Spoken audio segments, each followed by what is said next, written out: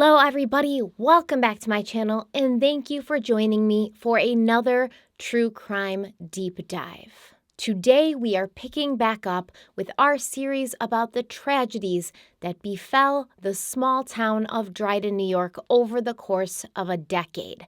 In the last episode we discussed the horrible murders of the Harris family.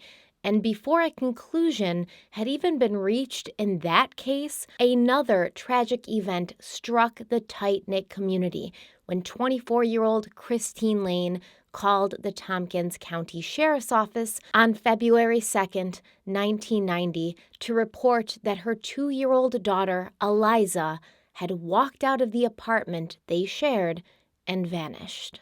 But before we dive into today's case, let's have a word from the sponsor of today's video, HelloFresh. HelloFresh is America's #1 meal kit, and they truly do make cooking at home fun, easy, and affordable. I have to admit, during the day when the kids are at school and I'm alone, I really get caught up in my work. I'm falling down rabbit holes left and right, staring at my computer, and everything around me disappears so I can escape into my research bubble. But then everyone gets home and day turns into night and that bubble pops and I'm left wondering, what the heck are we going to eat for dinner? HelloFresh answers that question and guides me step by step through mouth-watering recipes accompanied by pre-portioned ingredients that helps me get dinner on the table in no time, and my family and I truly have fun while we're doing it. And HelloFresh has 50 weekly options, so you'll never get bored. HelloFresh's newest menu releases include Mediterranean recipes that are filled with fresh fruits, veggies, nuts, olive oils, and olive oil is super healthy for you, and fiber-packed whole grains for nourishing balance. Every meal we've ever made with HelloFresh has been really, really good, really delicious. Even the kids end up loving them, even if they didn't think they would at the beginning. HelloFresh's chefs really know how to diversify your dinner menu with seasonal spring recipes like sweet heat tempura shrimp bowls, garden spinach ricotta ravioli, and one-pot creamy lemon dill chicken soup. Now I am hungry. That's it. It was the lemon dill chicken soup that got me. I'm so hungry now. You can also treat yourself with premium picks and choose from a changing collection of top-of-the-line recipes offered each week. Now, they all sound like fancy recipes, and they look like fancy recipes when you see them on your menu card, but they're so easy to make. You just follow along with the step-by-step instructions that have pictures, and you can be the maker of these fancy recipes with very little brain power, which is good, because by that time of the day, I have no brain power left. Zero. None. You can also easily customize your HelloFresh order by swapping out one protein or one side for another. You can even add protein to a veggie meal, and you can adjust your plan to increase your order size if you're having guests, or you can skip a week if you're going to be out of town, which makes it really easy to fit HelloFresh into your life and your schedule. And in my opinion, best of all, the recipes feature produce that goes from farm to your front door in under a week, which means their spring menus give you the season's freshest flavors. You don't have to sift through produce that's been sitting on the grocery store shelves for God knows how long, being touched by God knows how many people that walk by.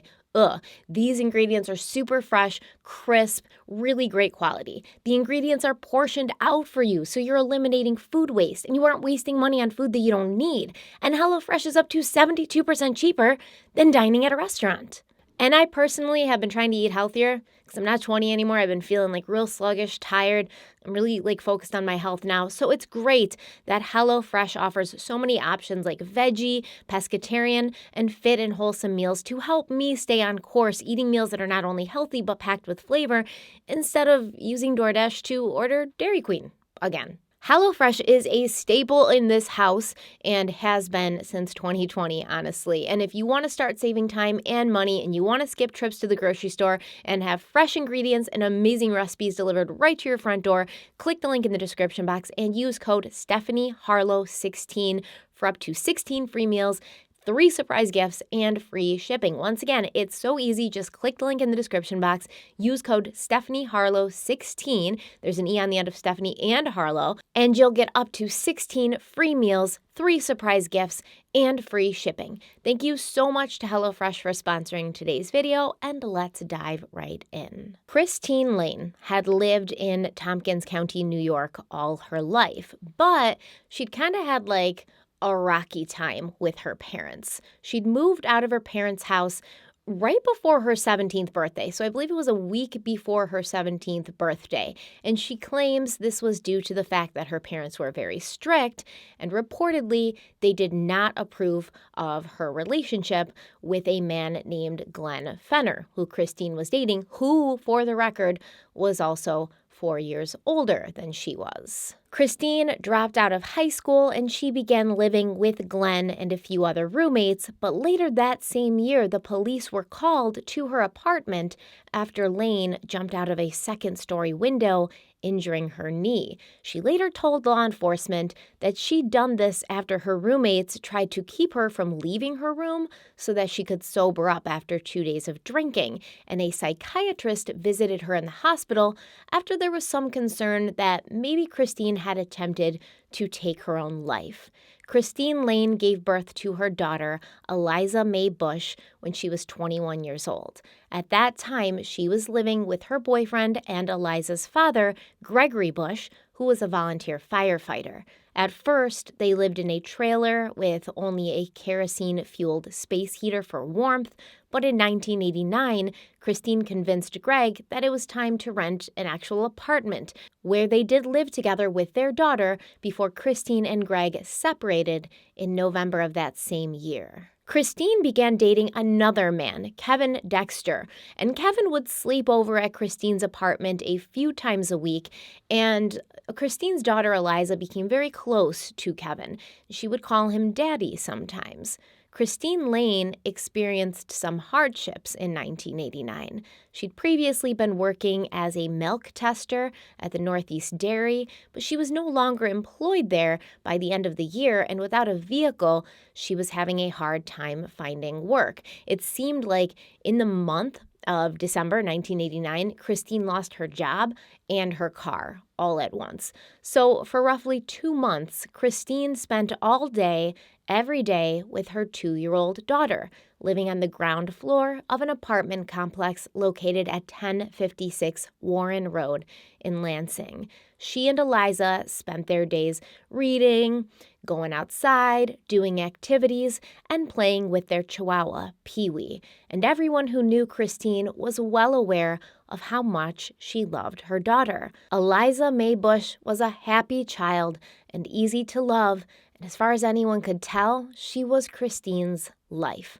Aliza had started walking when she was just 9 months old, and along with this new mobility came a fierce need to be independent. She would get frustrated if her mother tried to hold her hand, and Aliza was constantly getting into places she knew she wasn't supposed to be, like the cabinets in the kitchen where the little girl would crawl inside and pull out all the pots and pans, leaving them scattered around the floor. Christine and her daughter Aliza shared a bedroom, and Christine had turned Aliza's crib so that the little girl could look over the railing and see her mother in her bed. Every morning, Christine would wake up to find little Aliza playing peekaboo with her, giggling in her pajamas with her little baby bed head and happy smile. And the morning of February 2nd, 1990 was no different than any other day. It was a cold winter morning when mother and daughter woke up and had breakfast before getting started with their day. Christine claims that she dressed Aliza in a powder pink winter coat, a pink and white ski hat, and pink snow boots before the two of them went outside to walk Pee-wee, the chihuahua. Christine claims that when they returned to the apartment, she wasn't feeling well, she had the flu, so she left Aliza in the living room before popping into the bathroom quickly. However, Christine Lane would later tell the police that when she returned to the living room just 5 minutes later, Aliza was nowhere to be found, and the door to the apartment was wide open. The police were called at approximately 8 a.m., and when they arrived at the apartment, Christine Lane was holding a single pink mitten that had belonged to her daughter, Aliza. She claimed she'd found the mitten at the end of the driveway leading into the apartment complex while she was searching for her child. Initially, the police thought that they were going to be able to find Aliza within no time because she was so little, and they were sure that she couldn't have gotten far. However, when there was no sign of her outside, and she didn't respond when her name was called, they began going door to door, questioning everyone in the 160-unit complex, asking if anyone had seen the 2-year-old girl dressed in pink, looking for her mother, but no one had.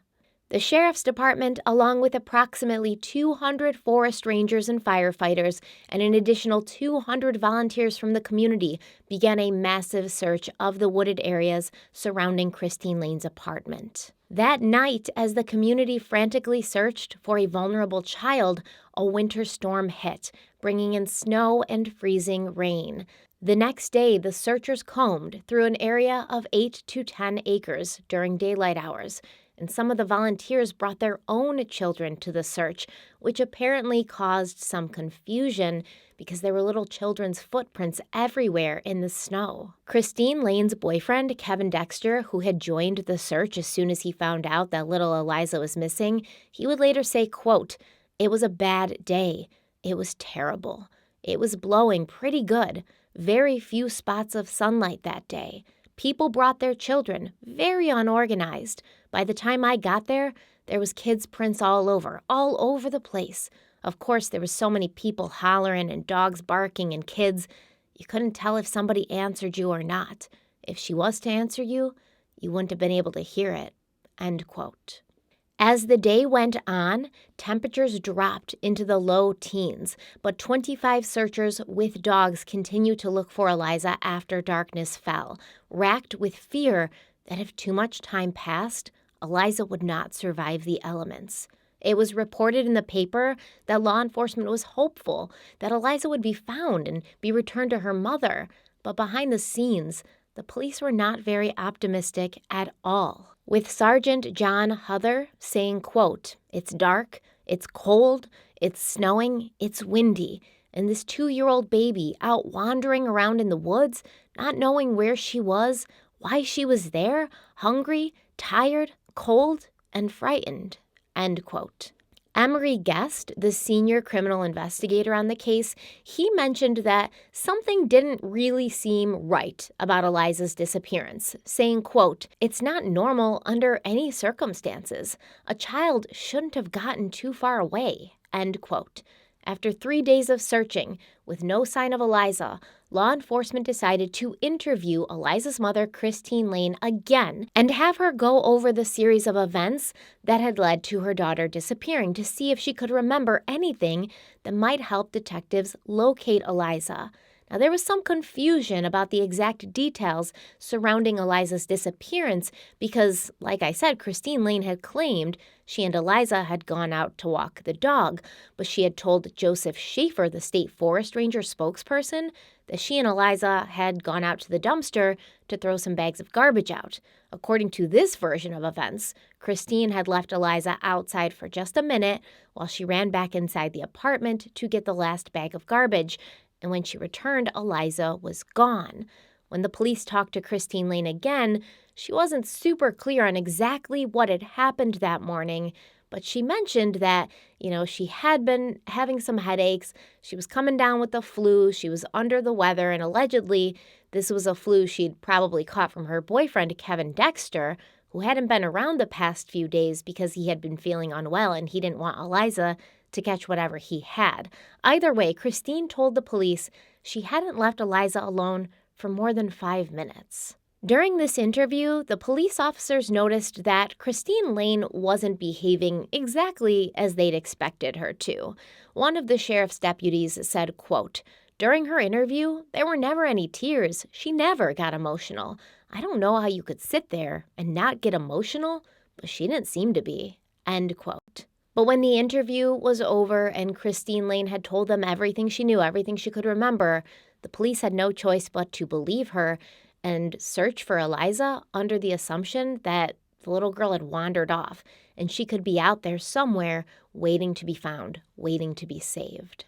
On Monday, February 5th, after an all-day search during which police, firefighters, and volunteers checked roadside ditches, paths, and snow-covered fields, the Department of Environmental Conservation, who had organized the search, they called it off at 8 p.m.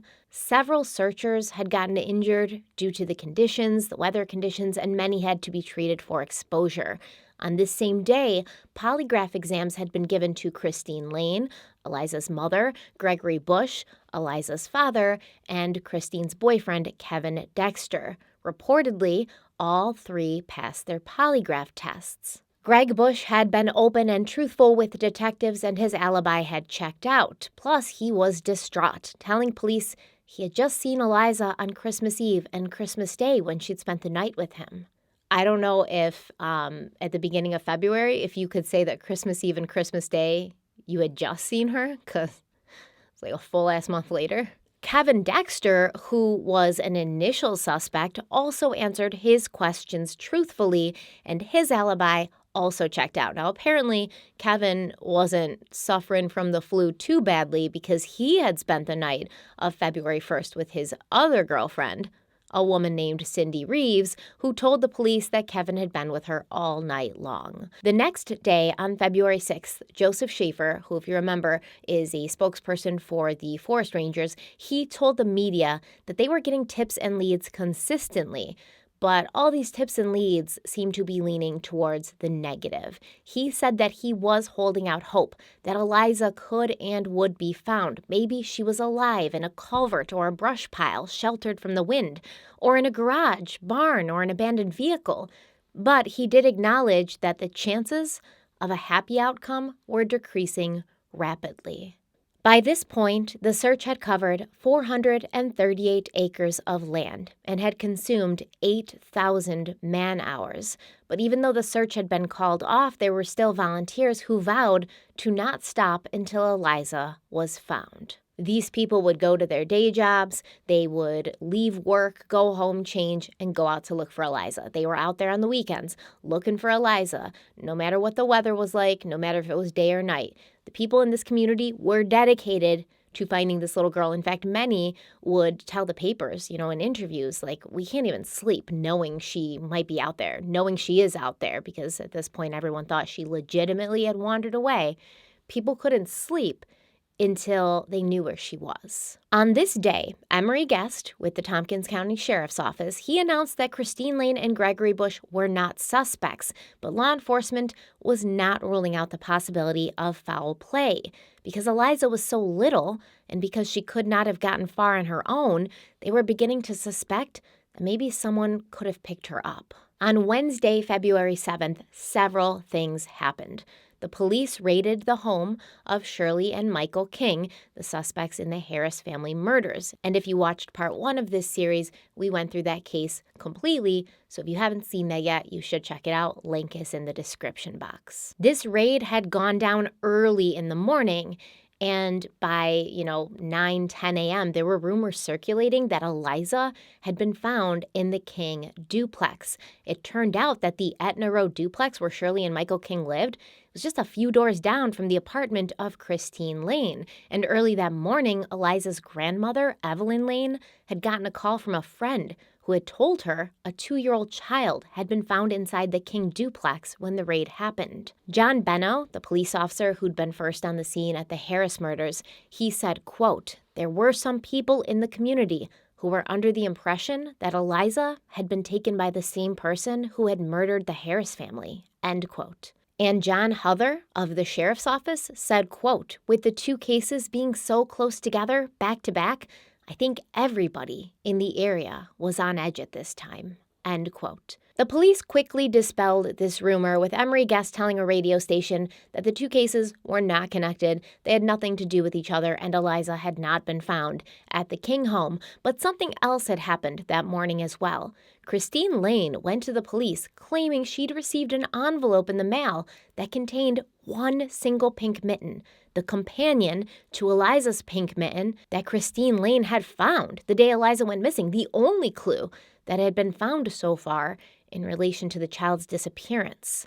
It was a 10 by 13 envelope which had an Elmira postmark, meaning that it had been mailed from somewhere in the southern tier, since mail from multiple areas, including Oswego and Ithaca and 5 other towns, would also bear that same postmark. Now, this changed the course of the investigation from one of looking for a child who was missing but had wandered away to one where they believed this child had been abducted. Emery Guest and Christine Lane both spoke to the Post-Standard, a newspaper, with both of them saying that the abduction may have been an impulsive act of a passerby who had possibly seen Aliza on Warren Road the morning she disappeared. The person may have picked her up to get her out of the bad weather, but later panicked when they saw news reports of Aliza who had gone missing, and now the police were involved and the FBI were involved. Emery Guest said, quote, "We feel that this person certainly has some compassion for Miss Lane because they have sent the mitten back, allowing her to know that the child is not out in the woods someplace," end quote. And Christine Lane herself added on to this, saying, quote, "I don't think they did it out of meanness. They're trying to tell me that she's alive," end quote. Many people in the community reacted to this news, saying that they were relieved after so many days of searching to hear that Aliza might be alive and well, but the thought of her being taken by a stranger, it wasn't very comforting. Steve Parsons, a volunteer firefighter who had spent over 90 hours looking for the little girl, said, quote, "I'm relieved that she's alive, but no one has the right to take a 2-year-old kid, or anybody. I started to think it was an abduction after all that searching and not coming up with anything, nothing at all. It was the only logical thing that could have happened," end quote. Emery Guest also said that, unfortunately, he didn't believe the mitten or the envelope it had been sent in would lead to Aliza's abductor because there was really no way to trace it, but the envelope was sent to the FBI lab in Washington to be analyzed anyways. During a press conference on February 8th, Emery Guest announced this new information, saying, quote, "This obviously changes the scope of our investigation. We're now looking for someone who has taken the child. I think the fact that the mitten has shown up is proof positive that she is not out in the woods. We believe this is a way they have of expressing that they have the child and the child is safe," end quote. The whole time I was listening to this, because he wasn't the only person. I mean, all of these people were saying, "Oh, Aliza's mitten was sent, so that means she's alive." And I'm over here like, why does it mean she's alive? What is going on here? Like, this doesn't seem to be very good police work, to just immediately jump to the assumption, like, we have a mitten. We have a mitten that is the companion to the other mitten. This is proof she's alive. You know, I was thinking that it was kind of a little bit presumptuous to just assume that it meant she was alive and not that it was somebody who was kind of like messing with the police, kind of Zodiac killer style, or even the work of somebody who had just like come across the mitten somewhere and had sent it to Christine Lane as sort of like a hoax. And you may think, like, who would do that? Well, we've seen this happen in several cases. We've seen this happen where people call and, taunt the family of victims, or call and claim they know something about the crime, or even that they were responsible for the crime, but they're just wasting everybody's time. Once I got through researching the case, I kind of put 2 and 2 together that the police didn't actually believe this at this point, but we will get there. Although the mitten was a new thing, the arrival of the mitten had not progressed the investigation in any way, since it had not included a letter, asking for money or giving instructions for next steps, leaving everyone to wonder, what did Aliza's kidnapper plan to do next? Would a ransom demand follow in a separate letter? Was this person planning to keep Aliza and raise her as their own? During this press conference on February 8th, Christine Lane stood in front of reporters and television cameras, and with tears in her eyes, she begged for the safe return of her daughter, saying, quote, "I just want to say to the person that took Aliza that I understand, and I will forgive that person, but I need to have her home with me. I miss her very much. I want her home before her birthday. Aliza is my life, and I can't go on if I don't have her, end quote. Aliza's birthday was right around the corner. She was going to be turning 2 on February 19th, and everyone watched Christine cry for her daughter with sympathy and pain in their hearts. To think of this woman having to wake up on the morning of Aliza's birthday without the little girl playing peekaboo over the crib rails, it broke even the most stoic individual in two. Why was this all happening in their town, in their backyard? First, an entire family of lovely people had been brutally murdered in their own home. Now, an adorable and innocent little girl had been stolen from the arms of her loving mother. Michael Galvin, a music professor at Ithaca College who had a little girl of his own, told a reporter, quote, "These recent events are a reminder of the cruelty of the world, that it just isn't the same place as when we were kids," end quote. And local man Paul Butler said, quote, "I've lived here for 30 years and we've never locked our doors until about 3 months ago because of the Harris case. That really scared my wife," end quote. Just as a side note, no matter how safe you think your town or village or city is, always lock your doors, especially at night. Please don't fall into this false sense of security where you think that just because crime isn't happening in your area, it can never happen in your area. It can, it probably will, and you don't want to be the one with your door unlocked when it does. Everyone agreed that they'd all started locking their doors at night and during the day, and they'd even begun to look at their friends and neighbors with mounting suspicion. Quote, "I find myself watching people and asking myself, do I know this person? I find myself being a lot more aware and double locking my door," end quote. That's what local resident Stephen Sick claimed. The murders of the Harris family and the search for Aliza Bush had become so emotionally draining and stressful that the sheriff's department had ended up calling in psychiatrists from nearby Rochester, New York, to help everyone cope and work through their sadness and fears. By Monday, February 12th, people were starting to comment about how odd the whole situation was. The papers had reported that Aliza's case was unusual because it appeared that she'd either been taken by a stranger or by someone who had little knowledge of her family, since law enforcement officials couldn't determine an actual motive. Ronald Jones, a retired detective who at that time was working for the National Center for Missing and Exploited Children, said, quote, "It's very strange how things have gone down, because truly, at that point, what is the motive? The kidnapper sent the mitten, but they didn't ask for anything. It was like, hey, I have her, just wanted you to know, but then there's no request for a ransom and no further communication.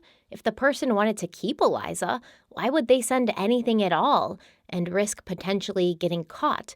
If they were going to send the mitten as proof of life, why aren't you asking for something in return?" End quote. All valid questions, right? The next day, District Attorney George Dentz, who you should remember from the Shirley King case, he announced that if the person who had taken Aliza returned her by the end of the day, February 14th, he would consider going easy on them, saying, quote, "Kidnapping is a very serious matter. It cannot be committed without some consequences, but the safe return of the child is our foremost goal. I ask the person responsible to surrender himself or herself to the police when the child is returned. If the child is unharmed, I will recommend leniency to the court. A period of probation or other disposition, not involving jail for the person responsible, will certainly be considered." End quote. I don't think that's ever worked. I don't think the police or the parents going on and being like, bring the child back safe, and if you do, we'll go easy on you. I don't think it's ever worked. But to be fair, I don't think that George Dentz at this point was speaking to an actual kidnapper or an actual abductor. I think he was sending that message to somebody else. Meanwhile, Christine Lane was speaking to the media as well, chastising them for rumors she claimed they had been spreading that revolved around herself and Aliza's father, Greg, being involved with Aliza's disappearance, and the possibility that Aliza had been sold for drugs. Now, to be honest, I went through every single newspaper article I could find on this case. It took me 3 days to read every single one, and I'm talking local as well as national. I didn't see any of these rumors. I only saw the papers reporting on Christine Lane claiming that she had seen these rumors. So I don't know if she was making it up. I don't know what was going on there, but I did not see any of these rumors because I wanted more information on this rumor, this alleged rumor. So I looked for this rumor for hours, could find it nowhere. Christine Lane claimed she'd been harassed by reporters day and night, and she asked one reporter, quote, "How would you cope if your daughter was taken from you? I can't believe that somebody can just go and pick up a child that's not theirs. I'm confused, and I just want her back," end quote.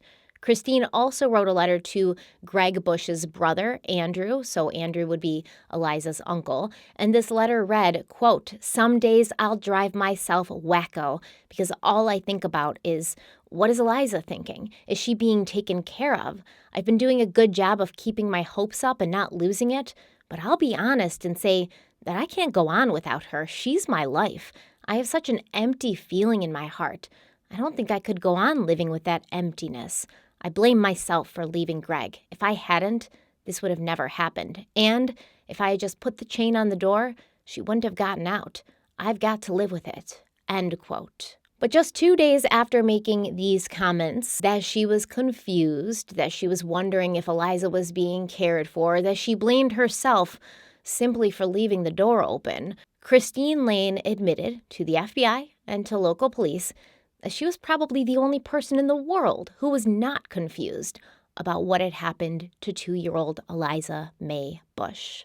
On the morning of Thursday, February 15th, Christine Lane once again spoke to the media, and she told them that she believed Aliza had most likely been kidnapped, and all she did day after day was sit by the phone waiting for updates on the investigation. She said that maybe the kidnappers had wanted a child of their own, and she could understand that. But all she knew was she wanted Aliza back with her to celebrate her birthday, which Christine was still planning. Christine said she'd purchased some birthday presents for Aliza, including a brightly colored outfit that she knew the little girl was going to look absolutely adorable in. And she was also going to buy Aliza a chinchilla for her birthday because Aliza loved animals. And then, that afternoon, Christine Lane led law enforcement officials to a location about half a mile away from her apartment, just south of Hillcrest Road. She led them to the place where she had left the body of her 2-year-old daughter 13 days prior. She had sat down for an interview with the FBI at 1 p.m., and by 4 p.m., Christine was signing a statement with her new version of events detailed on it. Christine Lane now claimed that on the evening of February 1st, she had fallen asleep on the living room couch. At 4 a.m., she'd woken up to use the bathroom before entering the bedroom that she shared with Aliza. But when she looked into Aliza's crib, she found the girl face down, tangled up in her sheets and blankets, not moving. When Christine unwrapped Aliza from the tangled bed sheets, she found that Aliza was cold to the touch, with a blue tint to her skin, and very stiff. Christine Lane told the police, quote, "The pillow was also inside the blanket. I mean, the blanket was wrapped around her, and the pillow was inside there. I couldn't get it off. I turned her over, and she was all blue, and I picked her up, and she was stiff. Her legs wouldn't bend at all. I put her on my bed, and I tried to give her mouth to mouth, but I couldn't see her chest rising, and I noticed that her tongue was falled back, and she was so cold and so stiff," end quote. Christine claimed that she picked up the phone to call the police, but she stopped before completing the call, terrified that no one would believe she had just woken up to find her daughter dead. Instead of calling for help, Christine dressed Aliza in navy blue sweatpants, a t-shirt, a sweatshirt, her pink parka, her little pink ski hat, and then she placed pink boots on Aliza's feet before putting the child inside 2 plastic garbage bags. Christine Lane told the police that she put Aliza's body into the garbage bags so that if someone drove by her as she walked to the location where she was going to leave Aliza, they would see her carrying garbage bags and not the body of a child. Just before dawn, Christine carried the body of her daughter in these bags to a pine-wooded area and buried it under brush and pine needles. And this was an area that searchers had gotten very close to while looking for Aliza's body in the following days, but the body had been very well concealed, too well concealed to be seen. When she returned to the apartment, Christine said she sat on the couch and waited for the sun to come up before calling the police and telling them that her daughter had vanished. The community was shocked and disgusted when the news came out about what Christine Lane had done. Dick Slauson of Elmira remembered seeing Christine on television, and he said, quote, "I was watching TV the other night, and she was pleading for the kidnapper to return her daughter. You actually felt sorry for this person. You really thought it was authentic. How could she get on TV and plead like that when she knew in her heart and mind the baby wasn't coming back?" End quote. Another local man, Russ Riddle, said, quote, "I've got 4 little kids myself. For someone to go on national television and say, 'I want my daughter back,' it's evil. She played with people's emotions." End quote. During another press conference, the DA and the Sheriff's Department revealed that they had truly believed Aliza had been abducted until they'd received information that Christine Lane had mailed Aliza's pink mitten to herself. It was announced that Christine Lane would be charged with second-degree obstruction of justice, as well as falsely reporting an incident to the police. But once Aliza's autopsy was completed, more charges might follow. The chief investigator, Emery Guest, answered questions from reporters, and when he was asked why Christine Lane had sent herself the mitten, he responded that she'd told him she'd done it to stop the searches for Aliza. When he was asked why Lane had changed her mind and decided to come forward with what had actually happened, he responded, quote, "There was a number of discrepancies in the things she had been telling us, and we pointed those things out to her, and eventually she decided to tell the truth." End quote. But was it really the truth? Did Christine Lane really just wake up and find her daughter tangled up in blankets and pillows, dead? Did she truly not have a hand in what had happened to Aliza? In the days that followed, local medical experts spoke out on the case, claiming they felt it was very unlikely that Aliza had died simply from getting tangled up in her bedsheets, because most healthy children will instinctively fight for air when they encounter barriers to their breathing. Dr. Howard Weinberger, who was the director of pediatric ambulatory care at the SUNY Health and Science Center in Syracuse, said, quote, "It's true that all sorts of strange things can happen, but here we're talking about a healthy 2-year-old dying during the normal course of sleeping, of someone tying herself up into a knot.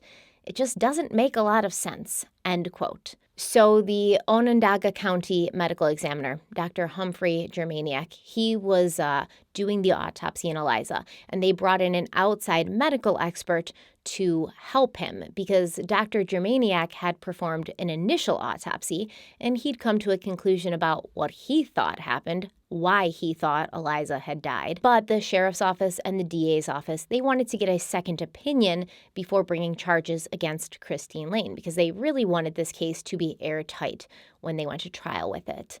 The district attorney, George Dentz, announced that he was not going to speak about the results of the preliminary autopsy until the following week when the second autopsy was completed. However, the next morning, during Christine Lane's bail hearing, Christine's attorney, Wesley McDermott, asked the judge to reduce Christine's bail, which was $10,000 in cash. He said that was too high when she was only being held on misdemeanor charges. And it was at that time that the DA claimed that the initial autopsy had confirmed that Aliza had not died from natural causes.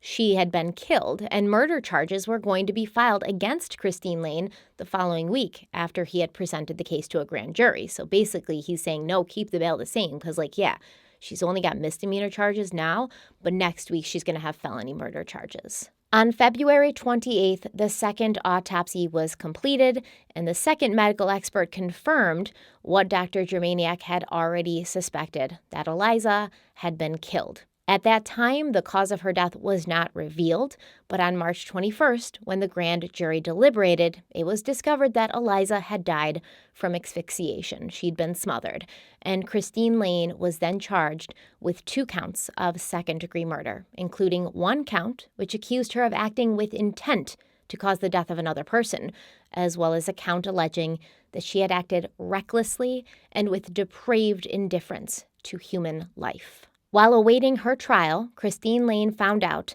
that Sandra and Chauncey Bush, who were the paternal grandparents of Aliza, they were planning to bury their granddaughter next to Chauncey's mother in the Bush section of the Lansingville Cemetery.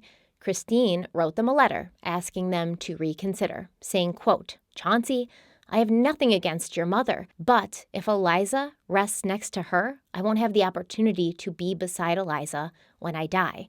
I want to rest beside Aliza, and if one day Greg wants to rest on the other side, then let it be.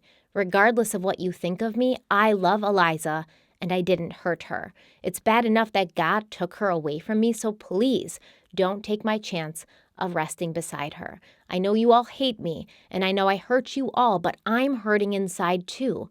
I still keep the pain of her loss inside of me, for I've got a lot of things to deal with. I love her, and I don't know if you believe me, but I didn't hurt her. Aliza was the one good thing in my life, and we were happy." End quote. Shortly after this letter was received by Chauncey and Sandra, Aliza's funeral was held, which Christine Lane was allowed to attend under a police guard, and then Aliza was buried next to Chauncey Bush's mother as planned. Before the trial officially started, there was already a lot of back and forth going on between Christine Lane's attorney, Wesley McDermott, and the prosecution, law enforcement, and the FBI. McDermott argued that Lane's confession and statements that she'd made before she was told she was a suspect, they should be inadmissible in the trial because the police and the FBI had apparently tricked Lane into confessing, even though she'd been the focus of their investigation within 2 days of her daughter's disappearance. Okay, so here's what it looks like happened from all the articles I read.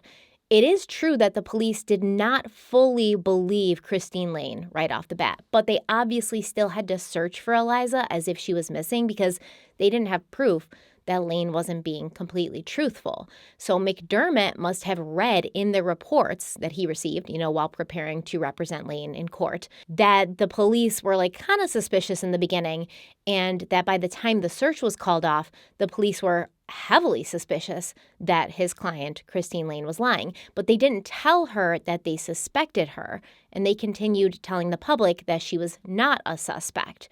The police didn't know for sure that their instincts were correct until 2 people contacted them with information about Christine Lane. Brenda Campbell was a woman who had known Christine for years, and she called the police and told them that she'd seen Christine putting an envelope into a mailbox in front of the Marine Midland Bank on Trip Hammer Road the same day that Christine Lane would announce she'd received a pink mitten in the mail. Brenda Campbell then called Christine Lane from the sheriff's office to confront her about what she had seen, and this call was recorded. During the call, Christine denied mailing anything, but a man who worked at a mailbox store also called the police and said he had sold Christine Lane the exact same size envelope as the one she'd received with the mitten in it. Now, Lane's attorney, Wesley McDermott, he felt that the police should have told Christine Lane that she was a suspect as soon as they suspected her, so that she could have gotten an attorney to inform her of her rights, and so that she would know that she had the right to remain silent and she wouldn't keep digging herself into a hole. It's a really weak argument. I'm not sure why he even tried it, considering that we know the police are legally allowed to lie to suspects. We're well aware of this, whether you agree with it or not, whether you think it's wrong or right. It's legal, and the police only have to read you your rights once you're arrested. And at some point, the police really did suspect that Christine Lane was lying, and they were, giving her the opportunity to come forward and eventually tell the truth. But they also wanted her to keep talking. They wanted her to keep talking so that if they ever did have to go to court with this, they would have evidence. They would have things that she had said. They could prove that she was a liar. Wesley McDermott, Christine Lane's attorney, also claimed that the words Christine had said during the February 8th press conference where she'd pleaded for the safe return of her daughter while crying, those had not been her words. She'd been told what to say by the sheriff's department. Now, law enforcement denied this, saying, we didn't hand Christine Lane a script. We just instructed her to include statements that would appeal to the kidnapper's conscience, especially if this kidnapper was like another parent. And I mean, the police, the sheriff's department, the FBI, they didn't like force her to cry, right? They didn't say like cry as much as possible, pull on the waterworks. Wesley McDermott still insisted that the videotape of that press conference should not be allowed into court as evidence because Christine Lane was not speaking her own words. Additionally, McDermott alleged that the FBI had tricked Christine Lane into confessing by telling her that she would not be arrested if she told the truth. Yet, when she confessed to the FBI, she was arrested by local authorities only hours later. The FBI agent in question, Thomas Donland, also refuted this, saying it hadn't really gone down exactly like that. Donland claimed that he had told Lane that she would not get arrested that day because from his experience, he had thought the case would be tried in the federal court system. And he had told Lane specifically that if admissions were made by her, she would not be arrested that day, but she would have to answer for what had happened to Aliza at a later date. Wesley McDermott claimed that Christine Lane was under the impression that she would not be arrested that day or any other day, which is ridiculous in my opinion, because even if Christine Lane didn't take Aliza's life, she still filed a false police report. She tampered with evidence. She had like a massive search going on while she continued to lie. So if she thought she wasn't going to get arrested or like get into trouble for any of this, that sounds like a personal problem. And then there was a bunch of activity in the media when it was revealed that Christine Lane had allegedly watched a 1986 movie titled Where Are the Children about a week before Aliza disappeared. After Christine Lane's arrest and before her trial, her then boyfriend, Kevin Dexter, had gone to the police and he was like, listen, I have some information. So what he said was he claimed that he and Christine had visited the home of a friend of his. And while Kevin and his friend were lifting weights, Christine had gone into another room where there was a TV and some videotapes, and she had watched that movie. And Kevin Dexter's friend, because it was his house and his movie, he knew what that movie was about. And he'd called Kevin Dexter when Christine had gotten arrested, and he was like, listen, it's kind of like odd that she watched this movie because in this movie, a child's mitten is found at the scene of the child's kidnapping. And later, her other mitten was discovered in a driveway leading to the abductor being discovered and arrested and the case being solved. So I definitely see the parallels. I see like where Christine Lane could have been influenced by that movie, especially given the timing with her watching that movie just a week before Aliza went missing. Wesley McDermott, Christine Lane's attorney, he went to the papers and he called the mention of the movie in court paperwork, quote, a plant for the press and a deliberate attempt to influence the public with sensationalized and questionable information, end quote. McDermott also said, quote, there can be no other motive for what's happened. The only possibility for motive in naming the film in the papers was to affect the temperament of this community, end quote. So basically he's saying the DA and the police gave this information to the papers so that the papers could get the public all whipped up into a frenzy. That's what they always do. Like, this is not news to anyone, right? Like, this is what they do all the time. The politicians, the police, law enforcement, they all work with the media to whip the public up into a frenzy every day and to divide them further every single day. It's not illegal. It's, a moral gray area, especially depending on the subject that you're trying to whip everybody into a frenzy up about. But the reason that the district attorney allegedly wanted this movie in court was to show to the jury that there had been some premeditation, that this had been a plot, that Christine Lane had staged the kidnapping of her child. While the community was gearing up for Christine Lane's murder trial, which was scheduled to begin in October of 1991, the trial of serial killer Arthur Shawcross was happening 2 hours away in Rochester, New York. And I mention this because I truly believe there was a shift in outlook at this point for the people in the area of Dryden, New York, and really in the upstate Western New York area in general. But specifically, the people in Dryden and other small towns, they'd previously felt that they were very safe, that they were tucked away in a bubble, and they weren't at the mercy of the terrible things that happened in the big cities like Rochester, But now they had their own occurrences of violent crimes happening right in their backyard. And they may not have been dealing with a serial killer, but to the community of people who had been living and working and raising their families under what they thought was an umbrella of safety, the level of fear and anxiety and sadness, it may not have felt much different. And I was only about 6 years old when this trial started, but I remember so vividly my mother glued to the TV. She was so stressed. She was so worried. Bodies had been popping up all over the place. Arthur Shawcross was a monster. Everyone was terrified.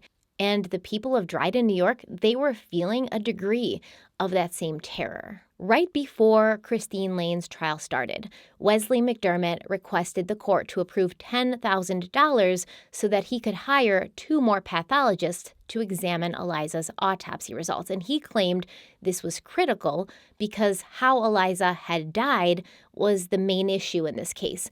And 2 pathologists for the prosecution had already told a grand jury that Aliza had died due to asphyxiation. But McDermott argued there was no evidence of abuse, no evidence of violence or traumatic death, and he could cite several cases of asphyxiation that had not involved criminal action. The judge granted McDermott up to $4,000 instead of the requested $10,000 because he was a public defender, so he's got to sort of get the money from the state and the court. But here is the pièce de résistance. McDermott used $3,000 of the $4,000 to hire forensic pathologist Cyril Wecht. $3,000 of the $4,000 went to Cyril Wecht, who did, review and analyze the materials in the case, but he never even ended up testifying during the trial because he wanted more money to pay for his time in court, and McDermott didn't have the money. When the trial began on October 13, 1991, Sandra Bush, the stepmother of Greg Bush, she testified with tears in her eyes and in a shaky voice that Aliza had spent the night with herself and her husband Chauncey just 8 days before she had died. And during that time, Aliza didn't have any trouble breathing, nor did she get tangled up in her bed sheets.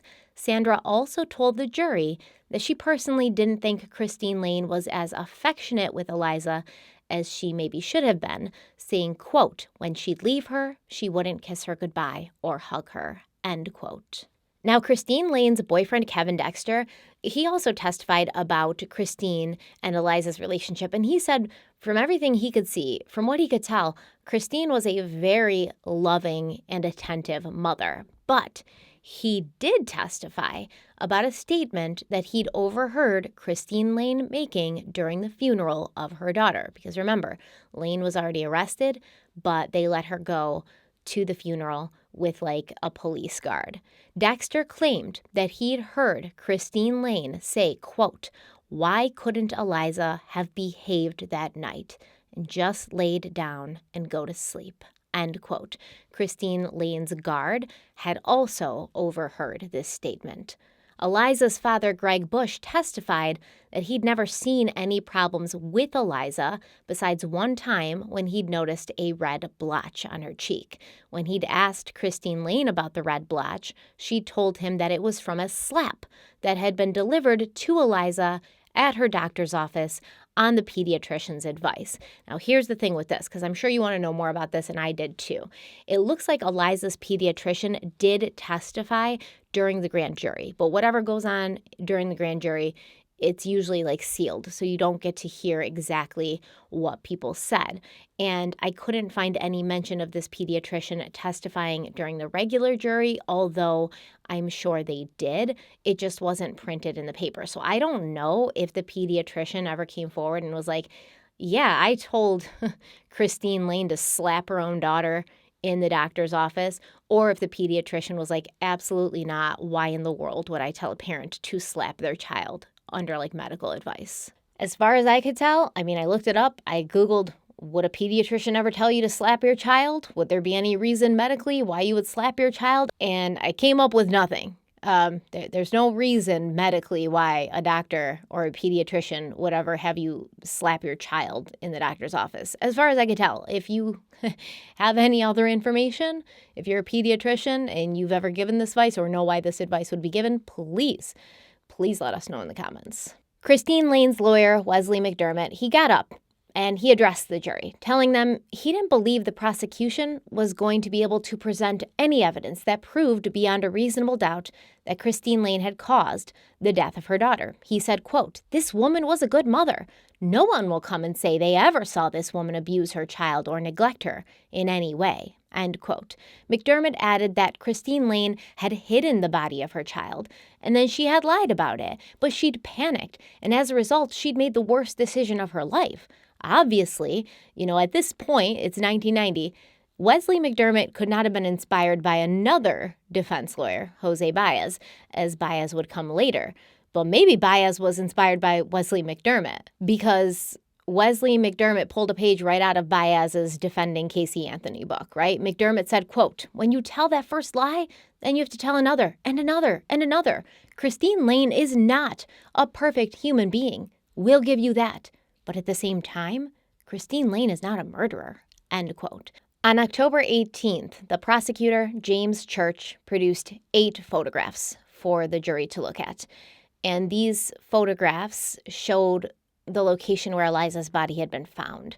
The pictures were sort of sequential. They started with the clearing away of brush, and then they showed the gradual removal of a small body from garbage bags. A small body that was clad in a pink parka and pink snow boots, lying face down.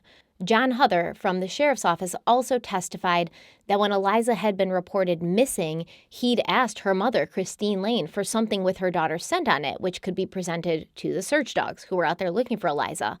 And Christine Lane had told him she had nothing because she'd washed everything that belonged to Aliza the night of February 1st, and nothing from Aliza's crib would work because the little girl had spent the night in Christine's bed. And that says everything to me right there. You claimed that when you woke up on the morning of February 2nd at 4 a.m., Aliza was in her crib, tangled up in her crib sheets. But if she spent the night in your bed and you couldn't give the crib sheets to the scent dogs because she hadn't been sleeping in them, what? A medical examiner named Dr. John Maines testified that he'd been the first person to examine Aliza's body in the brush pile where it was found, and he felt there could be some truth to Christine Lane's story based on the way the blood had settled in Aliza's body. Maines told the jury that he had removed the clothing from Aliza's left leg to examine the coloration pattern, and this would have revealed the position that her body had been in for several hours after death. He concluded that Aliza had been laying face down, and in Lane's statements to the police, she had claimed that she'd found her daughter laying face down on her pillow. However, Maine's conclusion, it didn't rule out scenarios that were different from Christine Lane's version of events, such as if she had taken her own daughter's life and then left her face down for several hours before disposing of her body. And the medical examiner testified that Maines really didn't know what he was talking about because he had just looked at Aliza's leg and he couldn't really determine a true blood pooling pattern based on that one area of the body. But then Dr. Lucy B. Rourke, a neuropathologist from Children's Hospital in Philadelphia, who you might remember from our discussion on the Ellen Greenberg case, she testified that Christine Lane's claims were not consistent with her own medical findings. Now remember, Christine Lane had said that when she found Aliza, the child's legs were so straight and stiff they would not bend. Dr. Rourke told the jury that what Lane was describing was an advanced state of rigor mortis, but by that stage of rigor, the blood would have pooled in a fixed pattern. If Lane's description was accurate, the blood pattern would have shown that Aliza had been laying face down with her legs stretched out straight, but Dr. Rourke had found that the blood pooling pattern had become fixed when Aliza was face down, but with her legs bent, not straight. The medical examiner who had performed Aliza's autopsy also chimed in to say that rigor mortis in young children is less extreme than what Christine Lane had described, and he testified that Aliza's legs would have easily bent if pressured. Dr. Rourke also said that a pillow could have been placed over Aliza's face to smother her, and the absence of marks or evidence of trauma around Aliza's nose and mouth absolutely did not rule out the possibility of smothering. Dr. Rourke talked about 2 small scrapes she'd found on the inside of Aliza's right cheek, saying, quote, "It suggested to me that there may have been some external pressure on this child's cheek or face shortly before she died," end quote. Dr. Humphrey Germaniak, who was the ME that had performed Aliza's autopsy, he told the jury that there was literally no chance that Aliza had suffocated accidentally, saying, quote, "In a child who is nearly 2 years old, who has no physical defects and is healthy, when such a child does become entangled, they beat themselves free. Even smaller children, if placed face down, will instinctively turn their face to the side and will be able to breathe. It is not in the realm of possibility for a child who is free from physical defects and healthy to wrap itself up in blankets, so there has to be something else. And when you find a body hidden, that instantly raises suspicion," end quote. Dr. Germaniak had also examined Aliza's bedsheets and pillows from her crib, and he had found that they were all made from materials that could be easily breathed through. However, it would become more difficult to breathe through the pillows if force had been applied to them. Another doctor, Stephen Ludwig, who was a pediatrician at Children's Hospital in Philadelphia, he testified that Aliza had been in excellent shape for her age, and he'd found out that she could pedal a tricycle at 23 months of age, which was something most children couldn't do until they were 3. Ludwig also said that even a child of average development would not be in danger of being smothered by entangled blankets because, quote, "the body is built for survival. That's why we don't hear about 23-month-olds smothering in pillows or blankets on any regular basis," end quote. He explained to the jury that a baby acquires certain reflexes to ensure its ability to breathe, and he explained that in the emergency room where he worked, they used a device called a papoose, which is basically a baby straitjacket, and they would be placed on small children to keep them still while they were getting stitches. Dr. Ludwig said, quote, "Many children at 23 months old squirm their way out of that, so their developmental skills are farther along in that case than we would like," end quote. Dr. Ludwig also testified that he had personally done several internet searches, several searches through software and websites looking for scientific literature that contained reports of children who were Aliza's age smothering themselves, and he had found 0 cases. On October 30th, Christine Lane took the stand to explain herself to the jury. She said she had made a big mistake when hiding the body of her daughter, and she knew it had been a mistake, but by the time she figured that out, it was too late. Lane said, quote, "Once I made the decision to hide her, I couldn't go back on that. I was terrified, and I didn't know what else I could do at that point. I've admitted that I made a mistake, but I did not cause the death of Aliza," end quote. Christine Lane explained that she'd been in shock when she'd found Aliza because she had never been that close to a dead body before. Which, listen, I'm going to interject here. I've been trying to stay unbiased, but I'm going to be less so as we go on in this video. So first point, I find it surprising that Christine Lane claimed that she was in shock, which you would expect, right? You'd expect someone to be in shock, but she was in shock because she'd never been that close to a dead body before. Not she was in shock because she was standing over the dead body of her child.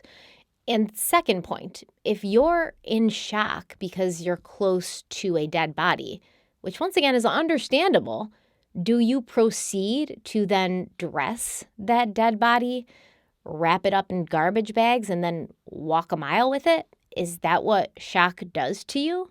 You know, like if you're in shock because you're close to a dead body, you're probably going to want to not be close to that dead body. Like it doesn't make any sense. Like I said, trying to be unbiased, but it's getting more difficult, especially because I know more about this case than you guys do yet. But we're going to get there. So by this time, 4 separate doctors had testified that Christine Lane's version of events could absolutely not have happened, and Aliza had been murdered. But the defense had a doctor of their own who I guess was lucky enough to get that $1,000 that hadn't gone to Cyril Weck's useless role in this case. Dr. Daniel Stowers testified that Aliza had not been murdered. She had died from sudden infant death syndrome, which he acknowledged was something that usually happened in children under 6 months of age, but still, he was just going to go with it anyways. Dr. Stowers also told the jury that SIDS was an allergic reaction, and he claimed that Aliza's autopsy showed the same physical changes in her lungs, kidneys, and thymus glands as infants who had died from SIDS. Dr. Stowers said, quote, "If somebody wants to be an academic and say it usually happens with younger children, I wouldn't argue with that. But as I said, this reaction can happen at any age. There's good anatomical evidence for allergic reaction. There's no evidence of anything else." End quote. Under cross-examination, the prosecutor, James Church, was able to get Dr. Stowers to admit that his explanation of what caused SIDS, which he claimed was an allergic reaction, that wasn't generally accepted by the medical community. And in fact, it was Dr. Stowers, kind of his own theory, his own thing that he was going with. Church asked Stowers, quote, "Is there anyone else in the field of pathology who recognizes SIDS as a cause of death past the age of 1? End quote. To which Stowers admitted, not that he knew of. Dr. Stowers in this trial was claiming that SIDS was caused by an allergic reaction, and he saw changes in Aliza's organs that suggested this allergic reaction. Keep in mind, none of the other 4 medical experts, none of the other 4 pathologists who testified that Aliza had been murdered saw these changes in her organs. But, it's 2022 now. This was in 1990. It's 2022. So is there any supporting evidence that SIDS is caused by this allergic reaction which causes these changes in your organs? Let's investigate. So the unexpected and sudden death of a seemingly healthy baby has been seen for thousands and thousands of years. And in the late 1800s, it was thought to be caused by suffocation of bedding, the infant's clothes being too tight, or co-sleeping with parents. In 1898, it was suggested that these sudden infant death cases could be caused by an anomaly of the thymus, which was causing the thymus to become enlarged and press on the trachea. This theory declined in the early 1900s when it was proven to be false, and in the late 50s, 2 doctors working out of Cambridge proposed the theory that SIDS was caused by an allergic reaction to foreign protein found in cow's milk. However, it was also found later that cases of SIDS in children with allergic reactions were no more common than cases in children without allergic reactions. As time went on, other theories arose that SIDS could be caused by a viral infection, abnormal calcium metabolism, magnesium deficiency, botulism, stress, an allergy to mites in the child's home, heart conduction defects, carbon dioxide poisoning, hypothermia, hyperthermia, vitamin E deficiency, selenium deficiency, spinal hemorrhages, electrolyte imbalances, immune system failure, and so on and so forth. One of the most popular theories is the apnea theory, which was first proposed in 1972, but this study was done on 5 infants with no controls. 2 of these infants had died, and it was later proved that they'd been killed by their mother, which kind of threw that theory out. Today, it's generally believed and accepted that there's no one single cause of SIDS and that several factors come together in a given time and in a given baby to cause their tragic death. Oddly enough, though, on the same day that I was researching this portion of the video, an article came out reporting that earlier this month, scientists had published a study that claimed there was a particular enzyme which may be associated with a greater risk for SIDS. The study happened due to a popular theory that many SIDS deaths stemmed from the infant's inability to rouse themselves from sleep when they couldn't breathe, and some existing literature ties the neurotransmitter ACHE to arousal, and so deficits in ACHE could be linked to SIDS. Because the enzymes BCHE and ACHE modulate the parasympathetic nervous system, which is the system that allows you to breathe without thinking about it, it's been hypothesized that a deficit in the cholinergic system could be responsible for an abnormal level of one or both of these enzymes. Researchers looked at blood samples that were taken from infants who had died from SIDS, and they compared them to blood samples from healthy infants, and they found that the blood of the babies who had had SIDS contained lower levels of this enzyme BCHE. Obviously, this is all very new, just coming out, and the medical community isn't ready to jump on board yet, and many experts have already pointed out several flaws with this theory. But I thought it was interesting and timely, so I've attached the article in the description box if you want to give it a read. But basically, from all of what we just talked about, we understand that we don't really know what causes SIDS or why some babies get it or suffer from it and some don't. It's very tragic. It's very sad. Fortunately, with new education, new research, things like that, the number of SIDS deaths have fallen way down since the 1990s. But basically what I want to say is this doctor who's claiming that Aliza had died from SIDS and SIDS was an allergic reaction, he's not correct. During closing statements, prosecutor James Church claimed that Lane was a liar who had hatched a plan to present her daughter's death as an abduction before she made the decision to hide Aliza's body in the woods. The clothes that Aliza was dressed in, her snow boots, her snow jacket, the whole mitten story, the brush pile that covered Aliza's body, which would have taken some time and effort to build, he claimed that this all showed Lane could not have gone through all of this without some forethought. On November 9th, Christine Lane was found guilty of manslaughter, and members of the jury later admitted that even after the testimony, they still didn't know what exactly had happened to Aliza or how she had died. Initially, 9 out of the 12 jurors had wanted to convict Christine Lane of murder, but the holdouts could not be convinced, so rather than have a hung jury, they agreed to compromise and go with the lower charge of manslaughter. Still, most of the jury members felt that Christine Lane had killed her daughter, although they didn't want to believe it had been on purpose. They thought maybe it had been an accident. Christine Lane sobbed for more than 10 minutes after the verdict was read, and then she was led away to await her sentencing hearing. Now, during her sentencing hearing, which took place on January 17, 1991, Judge Betty Friedlander sentenced Lane to the maximum, 15 years in prison. The judge said that she'd made the decision to go with the maximum sentence due to Lane's apparent lack of remorse and her calculated reactions and actions after Aliza's death. And the judge basically said, Aliza was the most innocent of victims. She couldn't have fought back. She couldn't have protected herself. You were supposed to protect her. And instead of treating your child with the respect that she deserved, you threw her into garbage bags and disposed of her like trash. After the sentencing, Aliza's grandmother, Sandra Bush, said, quote, "It wouldn't make a difference what sentence she got. It wouldn't be enough, especially for all the innocent people she caused pain and agony to," end quote.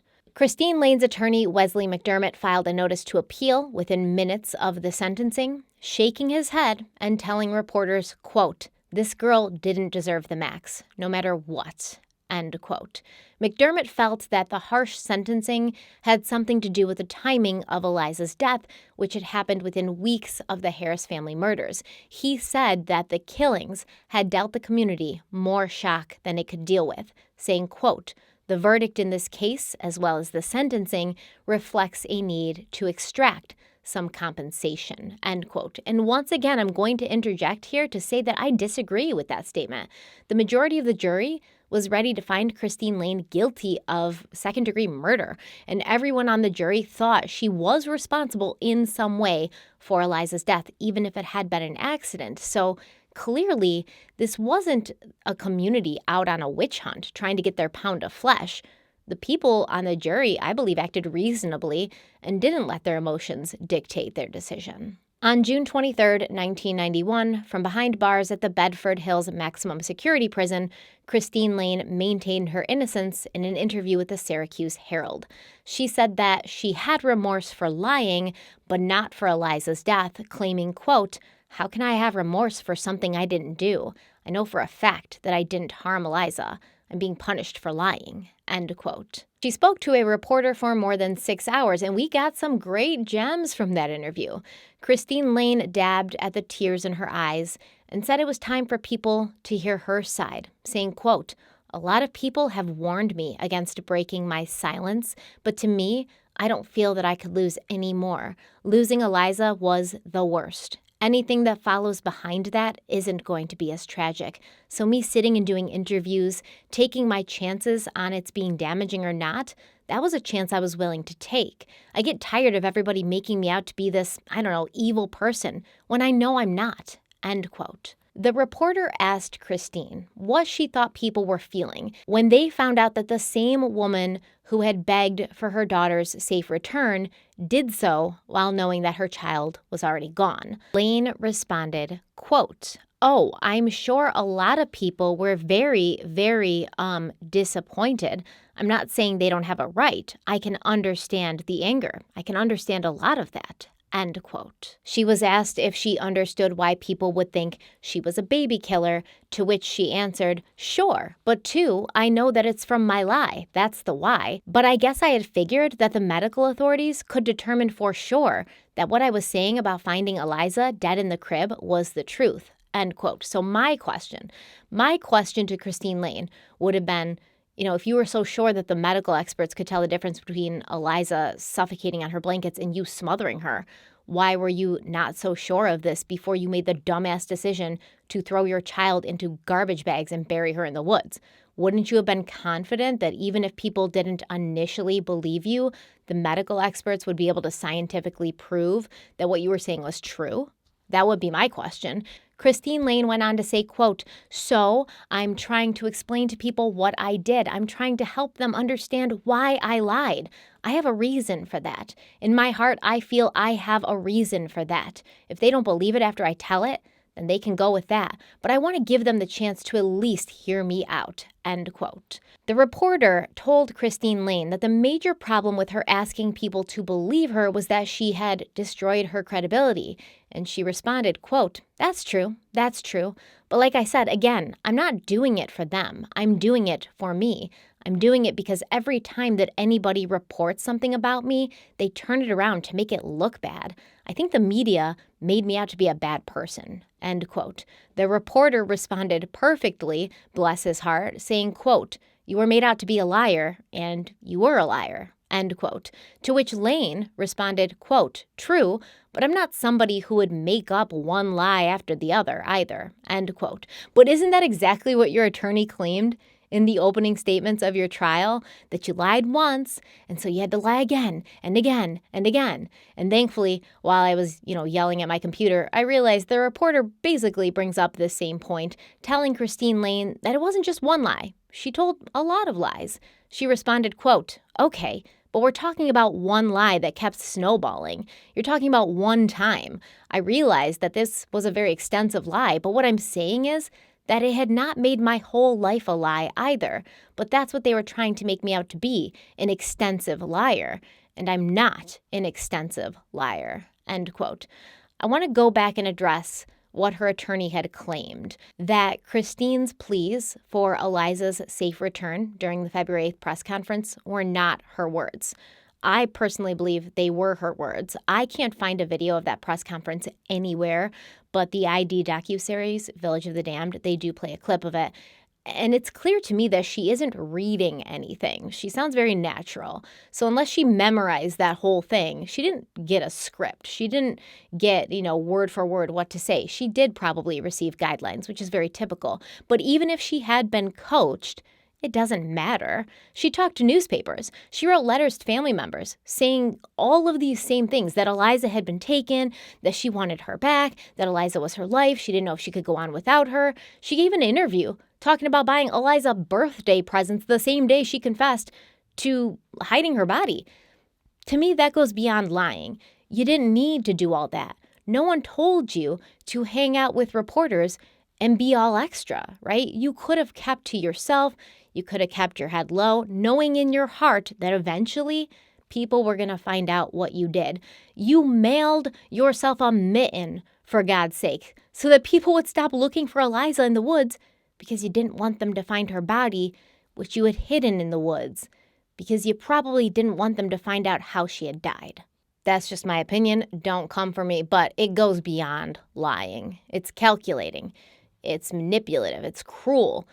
Downright psychopathic, if you ask me. There wasn't just one lie that was like an extensive lie. There wasn't just one lie that you built upon. You lied over and over and over again to everybody. So the reporter goes on to ask Christine Lane, quote, "How do we know that the crocodile tears from February of last year over the loss of Aliza are not being repeated now?" End quote.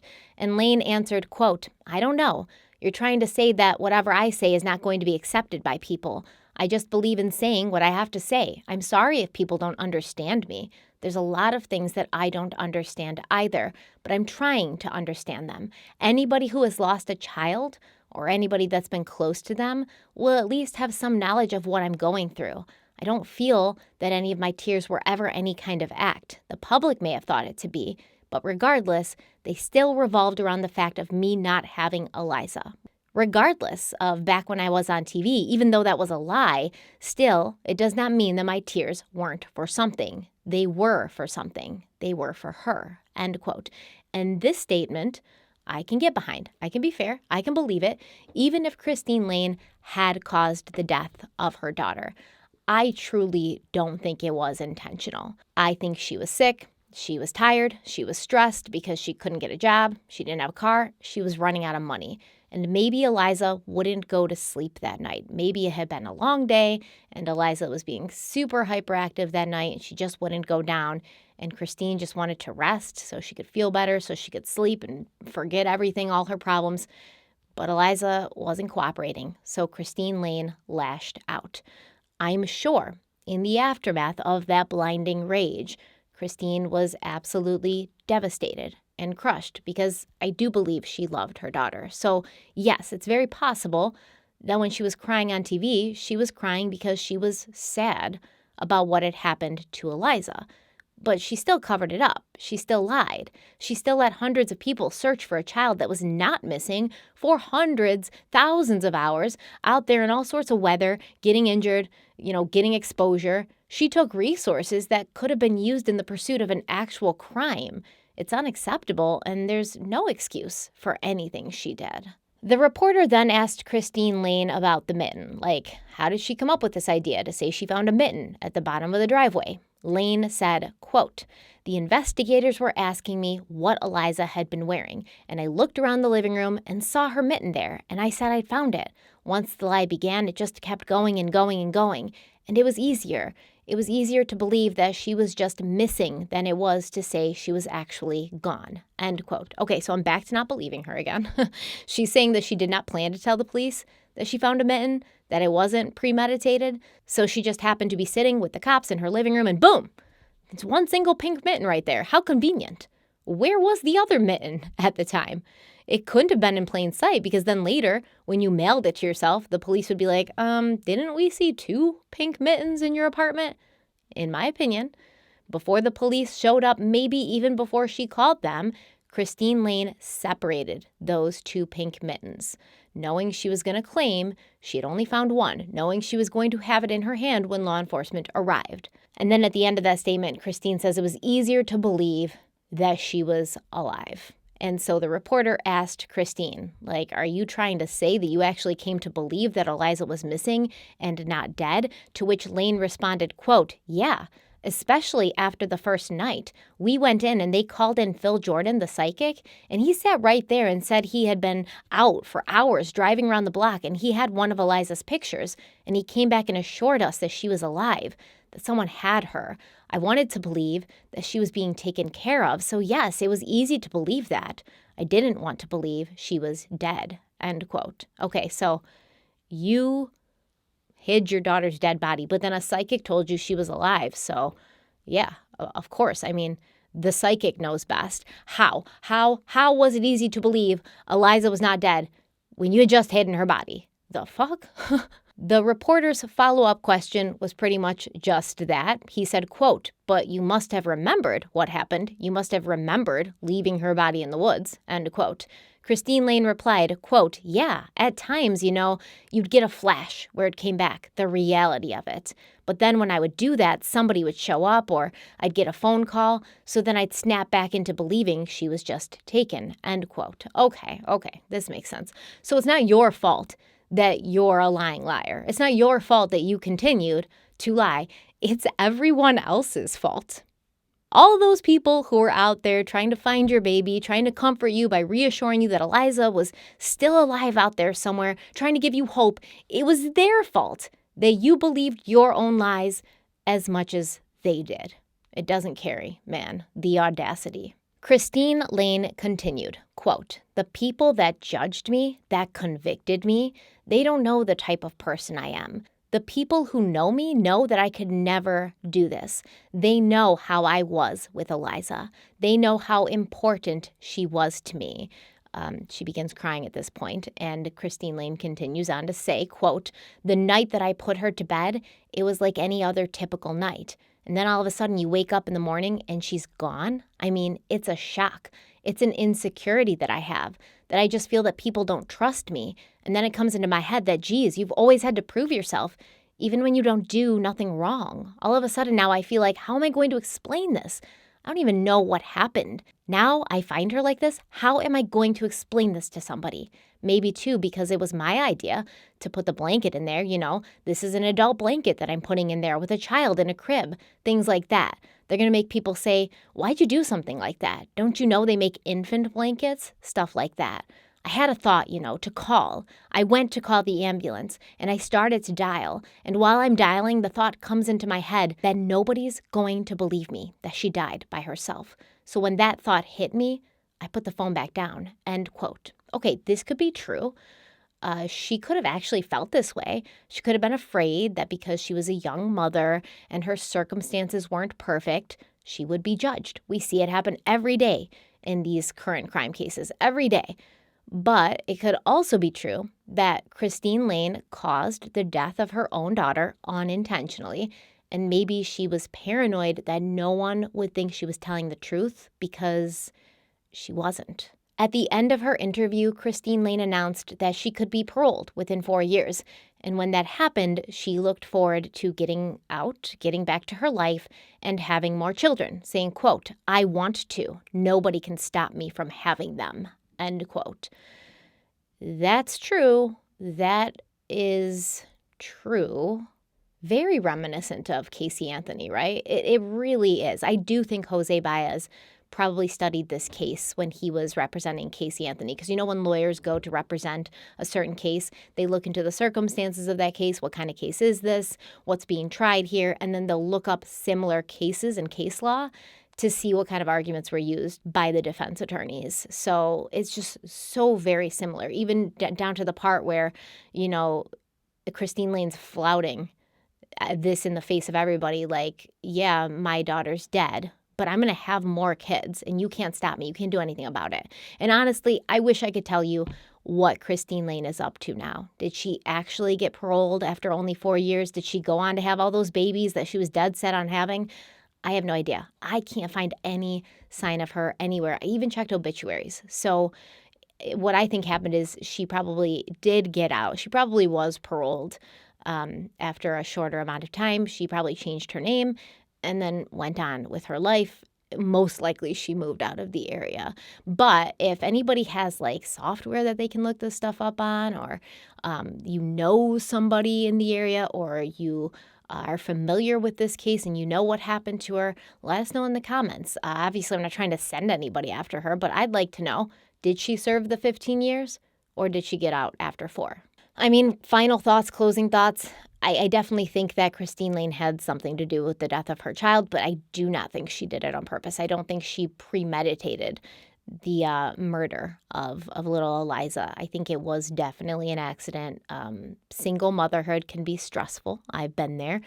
being a young mother can be stressful. I understand what she's talking about when she says she's afraid no one's going to believe her, because I was there myself, for many years, that I was constantly being judged. If my daughter, got dropped off at her grandmother's house and her shirt was dirty because she ate a donut in the car or something, I would get a look as if are you not washing this child? Are you not putting clean clothes on her? It's not like kids just get dirty.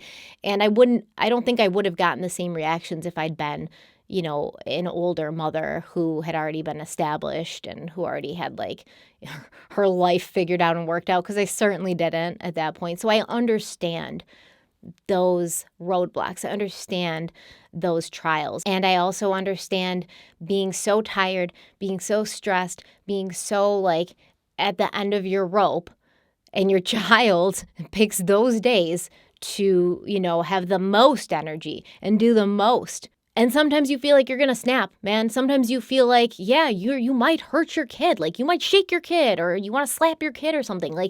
I felt that, okay?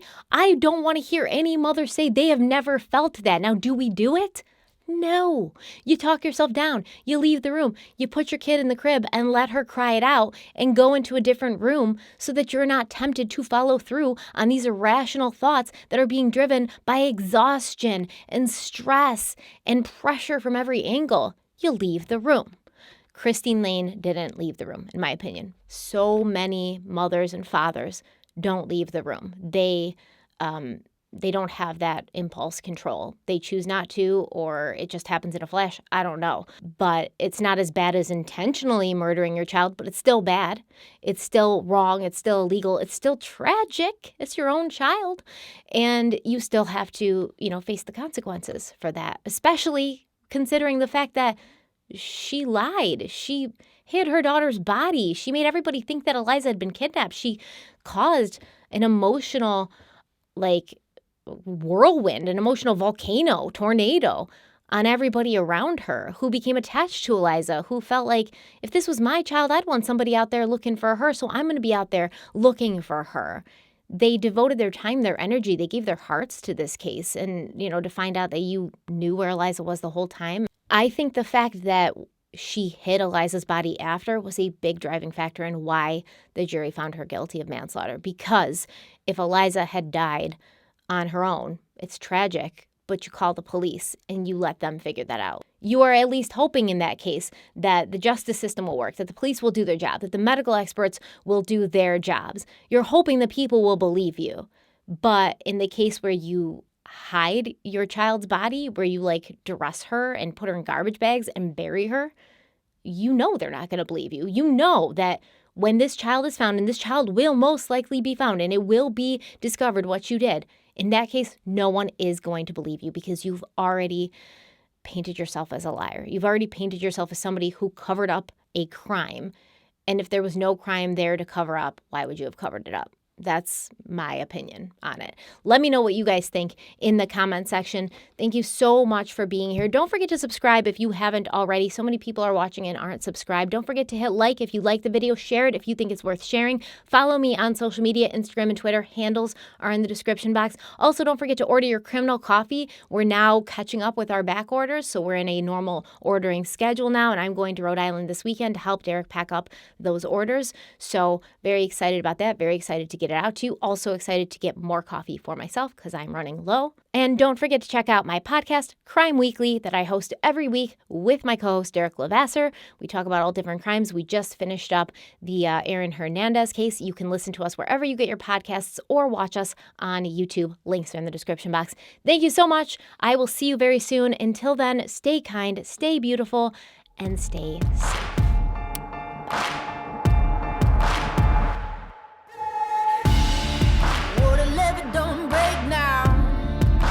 The battle's going straight down, and that river runs deep, the mountains get steep, and the voices getting too loud.